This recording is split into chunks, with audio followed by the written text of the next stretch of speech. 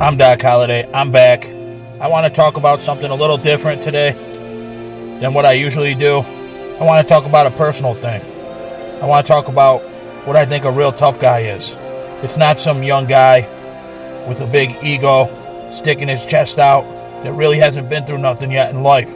Because the truly tough guys, they're not doing that. They're the guys, they don't have to be the loudest in the room. They sit in silence, and you might look at them and you might not ever know. But these guys, they usually, you've been through something.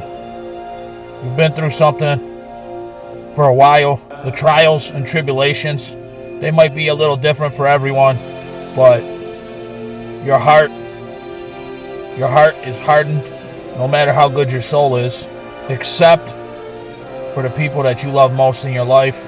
I'll tell you who some of the real toughest guys on earth really are. They're fathers. They're fathers, and I'll tell you why. Because once you become a father with a daughter, specifically, I mean, it could be sons too, but once you're a father, especially with a daughter, you realize you're capable and you would do anything to protect that person, to ensure that person is okay. And deep down, you know that. It changes you. And people might look at a father like he's soft, especially if he's got a girl or whatever, because of his affection. I mean, this is real love. This is the purest love because of their affection for their child. You might think they're soft, but really those are the people that would do anything, fathers. So, and I'm not saying all, that makes all fathers tough, but the ones out there that know, right now you know what I'm talking about. Now you take somebody that's been through it, you take somebody that's a father. These guys are not walking around with their chests out, their shoulders up. They're sitting in silence because we know we got to put a cap on it. And this isn't me gloating about myself. This is what I think a real tough guy is. You put a cap on it, you bottle it up, but you know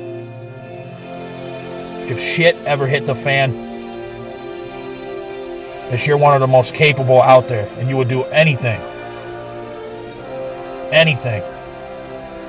especially to protect your loved ones. Now, I'll tell you, a tough guy that loses everything, that has nothing anymore, if and he's not bottling it up anymore and he takes that cap off, you got a dangerous man right there. So I'm just telling you guys, the loudest guy with the biggest mouths,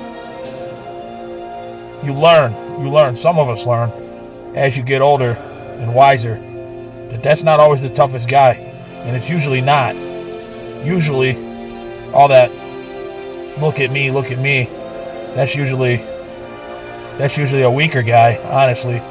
This was just a thought I was having. I kind of wanted to talk about it. What do you guys think?